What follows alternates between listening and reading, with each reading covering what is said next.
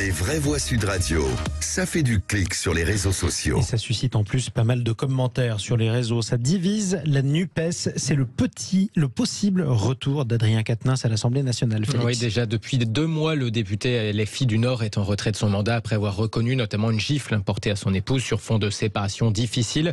Une réflexion est engagée sur son retour éventuel au Palais Bourbon. C'est ce qu'ont fait savoir ses collègues députés de la France Insoumise. Situation qui mettrait très mal à l'aise le secrétaire national du Parti communiste, comme a prévenu Fabien Roussel chez nos confrères de France Info. Si j'étais, en plus je m'imagine pas dans cette situation, il faudrait dire que si j'avais mis baf à ma femme, enfin c'est compliqué quand même, je n'arriverai pas à revenir en politique. C'est à soi-même de se mettre en retrait. Je pense. C'est extrêmement grave, on ne peut pas minorer un tel geste. Toujours au sein de la NUPES, réaction très mitigée cette fois sur France Inter de l'écologiste Sandrine Rousseau. Une gifle n'est jamais anodine, c'est un délit.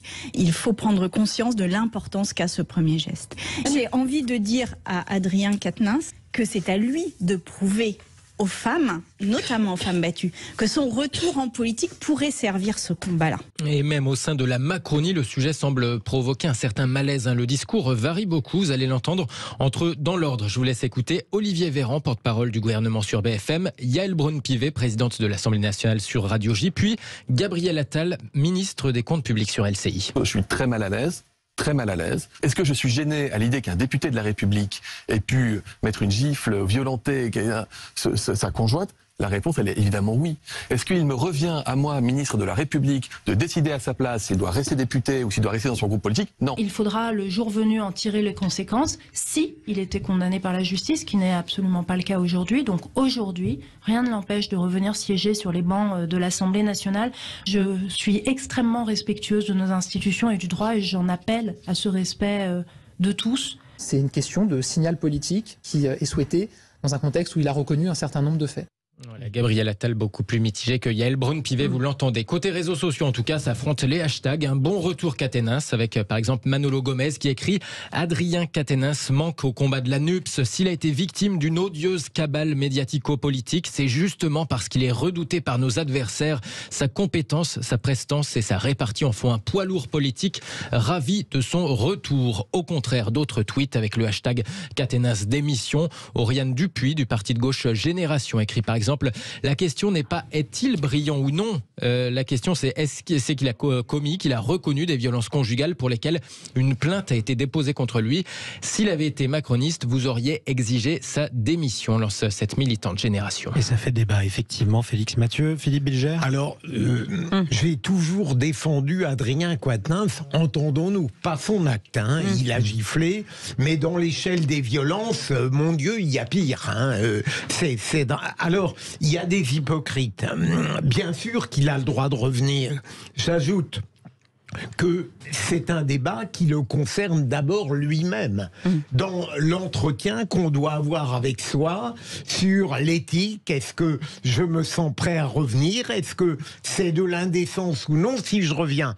Mais pour rester sur quelqu'un qu'on adore ici, Sandrine Rousseau, cette phrase est tout de même une catastrophe, Cécile, parce que venir dire qu'il doit justifier son retour auprès des femmes qui ont été victimes de violences, c'est grotesque. Et pourquoi pas auprès des hommes ? J'ai cru comprendre que beaucoup d'hommes désapprouvaient Quatennens pour la gifle qu'il avait portée. Donc moi je pense qu'il faut arrêter. Il peut décider de revenir s'il en a envie. Et tous les députés qui contestent son retour, j'aimerais être sûr qu'ils soient irréprochables comme ils le demandent à leurs collègues.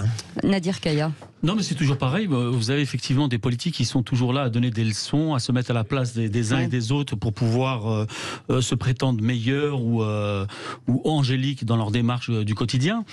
Le souci, c'est que là, si effectivement il y a eu un dépôt de plainte, il faut déjà attendre le rendu de justice. C'est toujours pas le cas. Aujourd'hui, on vit une époque où il y a déjà un jugement médiatique qui fait que vous êtes déjà condamné pour les faits qu'on vous reproche. Après, bien évidemment, ça le regarde lui personnellement et sa compagne, parce que jusqu'à preuve du contraire, c'est une relation à deux. Est-ce qu'on peut gérer une gifle ? C'est une vraie question. Entre non, mais bien sûr, le truc, c'est que disait M. Bilger, ça reste une violence, mais il y a des choses qui sont bien plus violentes et qui devrait porter plus d'attention de la part des politiques sur des sujets bien plus intéressants et plus profonds. Là, c'est sûr que c'est un problème entre lui et sa compagne. C'est déjà moral, c'est entre eux. Après, de se positionner comme donneur de leçons, c'est tellement facile aujourd'hui de le faire, mais de faire en sorte qu'il soit exclu de l'Assemblée nationale, moi je trouve que c'est pas normal. Il y a une justice, à partir de là, on doit prendre acte de la décision de la justice. Ça n'a pas été encore le cas. On juge toujours les gens avant et on est toujours des moralisateurs face à des situations comme ça. Jean Dorédo. Ben ça, oui, ce qui est cocasse dans l'histoire, c'est que c'est vraiment l'arroseur arrosé, quoi. C'est-à-dire qu'Adrien Quatennens, c'était vraiment le héros de, justement, des violences faites aux femmes, et il se dressait, bien sûr, de façon très juste, d'ailleurs, contre ce sujet qui est un vrai sujet, et donc il est pris la main dans le sac, c'est la boulette. Donc c'est vrai, il y a les deux terrains, Philippe et Nadir l'ont bien exposé, il y a le terrain de la légalité, Monsieur Quatennens c'est un député de la République, il a été élu, rien ne l'empêche sur le plan légal de revenir, et puis il y a le terrain de la morale, le terrain de, je dirais, voilà, d'avoir de la gueule, pour prendre un terme un petit peu vulgaire. Et donc entre les deux Eh ben entre les deux, c'est vrai que c'est lui en son âme et conscience quoi qui fait le job. Pour moi, je vais aller dans le sens de Bilger et de Nadir. Je vais citer aucune personnalité. Je vais citer, non, sans blaguer, je trouve que c'est quand même ça manque de gueule quoi. C'est vrai qu'il c'est la boulette comme vous dites. Je pense qu'il aurait une certaine élégance à dire bon je vais faire autre chose, peut-être dans l'associatif, peut-être j'en sais rien. Mais c'est vrai que bien sûr que les autres ne sont pas irréprochables sans doute, mais c'est vrai, je rejoins Nadir, il y en a marre quoi de ces députés qui vous servent la messe, c'est le cas de le dire, et ils en ont pas un échantillon sur eux. On y met, vous savez, ça me rappelle le film bon voilà, ça fait bref. Ça rappelle un film. Ça l'a fait mal quoi. Vous avez vu le bras de l'horaire là, de l'horloge. J'ai vu l'ombre du bras. Il a eu peur de la gifle. Vous restez avec nous dans un instant. Notre débat sur ce classement des villes les plus dangereuses selon le Parisien, voilà, et selon les chiffres surtout du ministère de l'Intérieur. 0826, vous savez que vous connaissez le numéro, vous le tapez sur votre téléphone, 0826 300 300. Aude vous attend au bout du fil, elle est chou. Ça tombe bien, elle est comme vous. Allez, à tout de suite.